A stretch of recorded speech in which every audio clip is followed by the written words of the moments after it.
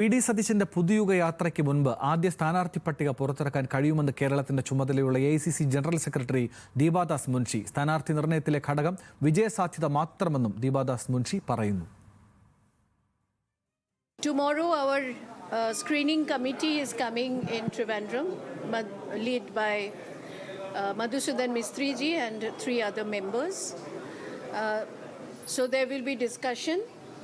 After that, there is a procedure in our party that there will be screening followed by CEC.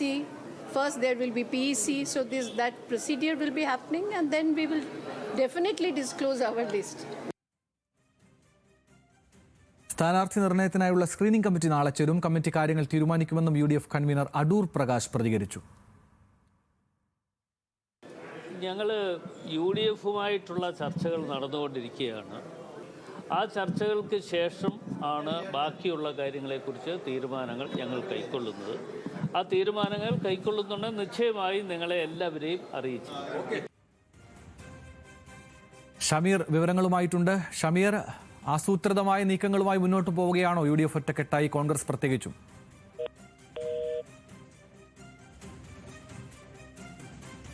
P D. സതീശന്റെ യാത്രയ്ക്ക് മുൻപ് സ്ഥാനാർത്ഥി നിർണയത്തിനെ സംബന്ധിച്ച് അന്തിമ രൂപം നൽകും എന്ന് കേരളത്തിന്റെ ചുമതലയുള്ള എ.ഐ.സി.സി. വക്താവ് ദീപാദാസ് മുൻഷി അറിയിച്ചിരിക്കുന്നു. കൃത്യമായ ആസൂത്രണങ്ങളോട് കൂടിയാണ് LDF സർക്കാരിനെ മറികടക്കാൻ UDF ഇത്തവണ പദ്ധതിയിടുന്നതെന്ന് എല്ലാവർക്കും അറിയാം. അതിൻ്റെ പടിപ്പടിയായുള്ള ചിട്ടയായ പ്രവർത്തനങ്ങളിലേക്ക് കോൺഗ്രസ് കടന്നിരിക്കുന്നു. അതിൻ്റെ പ്രതികരണങ്ങളാണ് ഈ ഘട്ടത്തിൽ പുറത്തുവരുന്നത്. ഇത് എത്രമാത്രം വിജയകരമായി നടപ്പിലാക്കുമെന്നാണ് ചോദ്യം. ഷമീർ, വിജയകരമായി തന്നെ ഇവരുടെ പദ്ധതികൾ ആസൂത്രിതമായി ചിട്ടയായി നടപ്പിലാക്കപ്പെടും എന്ന് കരുതാമോ ഈ പ്രതികരണങ്ങളിൽ നിന്ന്?